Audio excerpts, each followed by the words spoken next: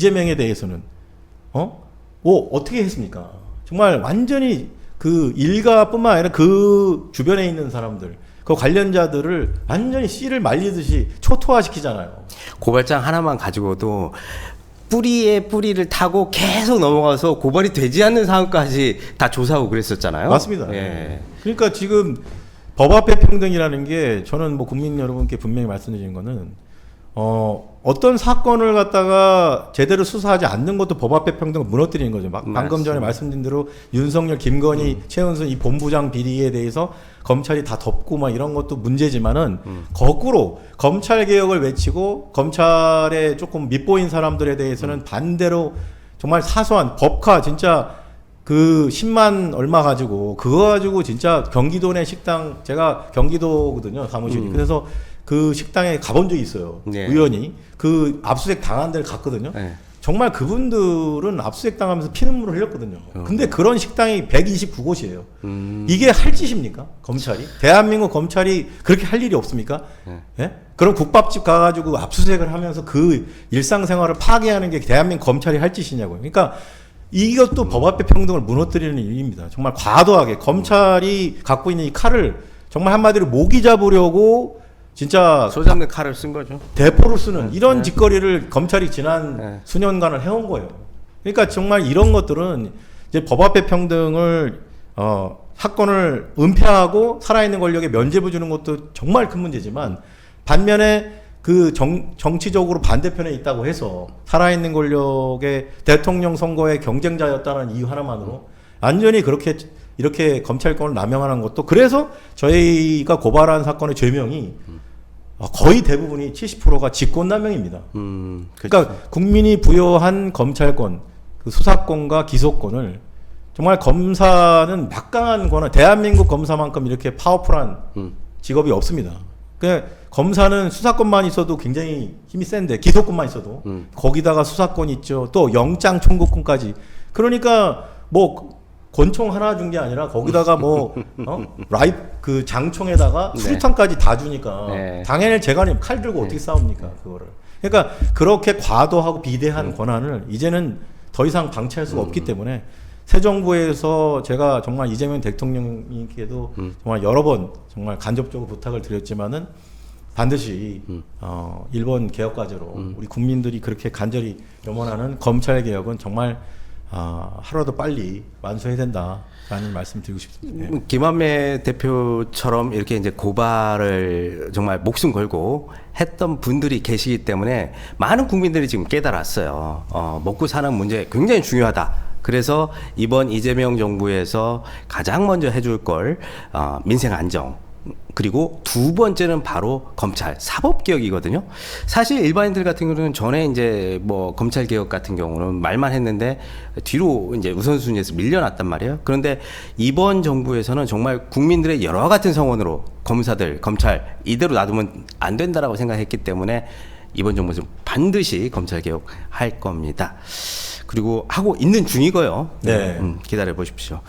잘 될 거라고 믿습니다. 그리고 두 번째 기억에 남는 고발건 어떤 게 있나요? 두 번째 남는 건 이제 소위 고발사주 사건이죠. 고발사주. 이게 이제 고발사주 사건은 제가 보기에도 지금까지 윤석열과 그 주변인들이 벌인 이 직권남용 중에 가장 심각한 건데 쉽게 말하면 검찰총장이 자신의 권한을 완전히 사적으로, 그러니까 본인의 사적 보복에 쓴 거예요. 그러니까 나의 명예를 실추시켜? 뉴스타파 니네가 뭔데 도이치모터스 보도를 해가지고 나와 내 아내를 갖다가 이렇게 면박을 줘 국민 앞에. 너희도 가만둘 수 없어. 최강욱 너 이거 갖고 뭐 고발을 해? 도이치모터스 니네가 뭔데 고발을 해? 이래가지고 결국은 그거를 총선 무렵에 그거를 자기가 직접 하면 되지. 그것도 개인적으로 하든지. 그게 아니라 어떻게 했습니까? 시켰죠. 미래통합당에다가 던졌죠. 네. 그 김영일 통해가지고 네. 그 조성훈 씨가 그 당시에는 이제 미래통합당에 무슨 선거대책 부위원장인가 있었잖아요. 거기다 전달해가지고 대신 고발을 사주하지 않습니까? 그렇죠. 검찰총장이라는 자가 국가와 국민을 위해서 일을 해야지. 본인의 검찰총장과 자신이 동원하는 부하들 그 손준성이라는 그 수사정보정책관실에 있는 검찰총장의 눈과 귀 역할을 하는 자 한동훈이는 물론이고 다 싹 다 조직적으로 동원해가지고 고발장 다 써가지고 고발인 남만 비워놓고 거기 도장만 찍게 해가지고 거기 갖다 줬지 않습니까? 맞아요. 근데 결국 이게 어떻게 됐냐면은 완전 용두삼이 됐어요. 저희가 그거 고발해가지고 공수처가 그때 되게 야심차게 수사를 했어요. 처음에는. 네, 처음엔 했습니다. 굉장히 저희가 고발을 하자마자 이틀 뒤에 고발인 조서 받고 네. 곧바로 다음날 압수수색하더라고요. 그래서 네. 제가 깜짝 놀랐죠. 야 공수처 정말 설립하기 잘했다. 근데 거기까지였어요. 그 다음부터 이상하게 영장이 기각되고 예. 법원도 막 계속 공수처를 갖다가 굉장히 뭐 약간 그 따돌리듯이 영장을 안 내주더라고요 법원이. 저는 그거 분명히 법적 카르텔의 짓거리라고 봅니다. 저는 뒤에서 이번에 제가 조의대 이거 보면서 깨달았는데 판사들도 못지 않습니다, 여러분. 정말. 그리고 윤석열이 판사 사찰을 왜 했는지 알겠더라고요. 그러니까 판사들의 목도미를 잡고 지기현이처럼 너 눈사람 같지? 너 내 말 안 들어?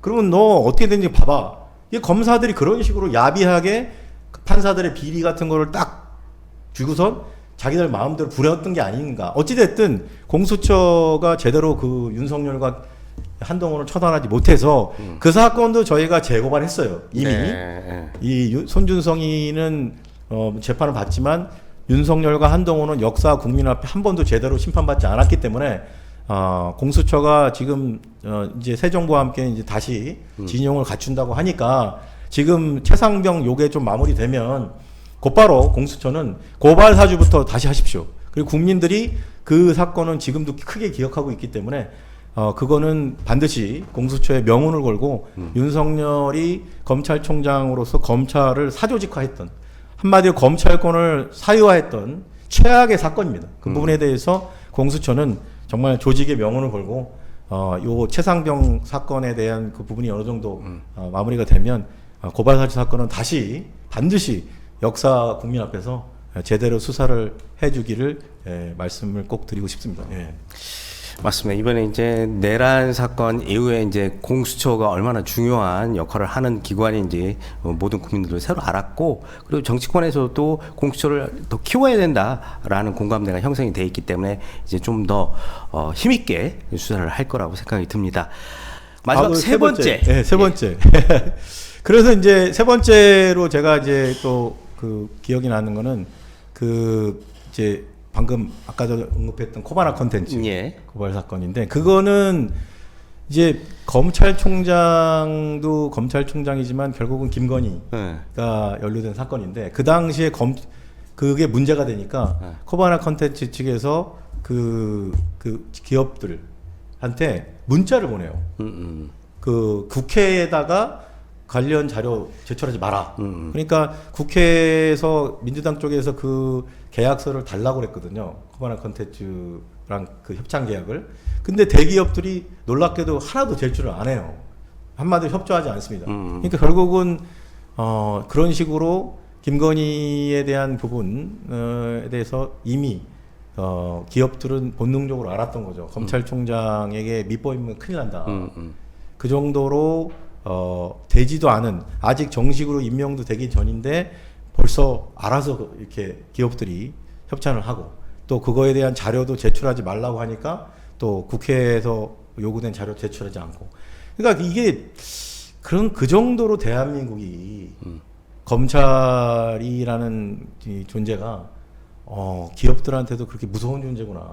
그러니까 그동안 그 검찰이 자신들이 말을 안 들으면 검찰들이 대기업들 이재용 뭐 이런 사람들도 다들 검찰의 눈치만 보는 이런 역사였던 거예요. 그러니까 이제는 반드시 검찰의 그 아까도 반복된 얘기지만 이렇게 비대한 권한을 반드시 축소해서 기업가들, 대기업 재벌들이 그런 식으로 검찰총장의 배우자가 하는 전시회에 보험용으로 자신들이 앞으로 닥칠 수사에 대비해서 그거를 미리 그렇게 알아서 억대 후원을 하는 이런 촌극이 벌어지지 않도록 그 사건도 이번 그 특검에서 반드시 철저히 수사가 돼야 된다고 생각합니다. 그래서 그 사건이 이제 가장 기억에 남는 세 세 번째 사건이네요. 네. 가장 기억에 남는 이제 세 가지 사건인데 이제 누구나 다 기억할 만한 정치적으로 큰 사건인 네. 거. 이렇게 살아있는 권력에 대해서 이제 고발을 했으면 뭐 대통령도 마찬가지고 그리고 가장 막강한 권력을 갖고 있는 검찰을 향해서도 고발을 했단 말이에요. 맞습니다. 이들로부터 협박과 압박도 받았을 것 같은데. 그러니까 이게 네. 참 제가 참 이게 뭐라고 얘기해야 되지? 그 검찰에 이렇게 반하는 저희가 이제 검사들도 고발을 저희가 많이 하다 보니까 정말 농담이 아니라 그 무슨 제가 무슨 사건이 발생을 할 수 있거든요. 저도 개인적으로. 그러면 예를 들면 다른 사람들은 벌금으로 끝날 사안인데 벌금으로 안 끝나고 무슨 말씀이냐면 예, 사건으로 이 사건에 예. 평소에 받아야 될 형량이 만약에 벌금이다 그러면 약식 기소라고 하는데 예. 그렇게 되질 않고 기소해버리죠. 그 재판에 그냥 정식 재판에 넘긴다든지 어. 예를 들면 그리고 재판 과정에서도 예. 구형이라고 있거든요. 구형. 예. 구형이면 예를 들면 이 사람한테는 그냥 뭐 벌금 1,000만 원 정도나 아니면 뭐 이제 그보다 약한 그게 나와야 되는데 벌금이 아니라 아예 뭐 징역 1년을 막 구형을 해가지고 원래는 실형을 살 수 있게 예, 구형을 실형이 하는군요. 나올 가능성이 보일 정도로 아주 막 이게 뭐지? 이게 명예훼손인데 뭐 모욕인데 그런 보통 이제 약식 기소라고 하죠. 그렇죠. 근데 이제 그런 벌금 내고 끝낼 예, 일을 그러니까 이런 느낌이죠. 너 뭐 하나만 걸려라 너. 그렇죠. 우리가 억지로 너한테 뭐 사건을 만들어낼 수는 없지만 그건 막 만들어내야 돼. 그럴 수도 있지만 저 같은 이제 피레미는 그렇게까지 하지는 않는 것 같아요. 근데 만약에 저도 누군가 저를 뭐 명예훼손이나 모욕으로 고소를 할 수 있거든요. 그렇죠. 제가 뭐 방송 중에 비판을 할 수 있으니까.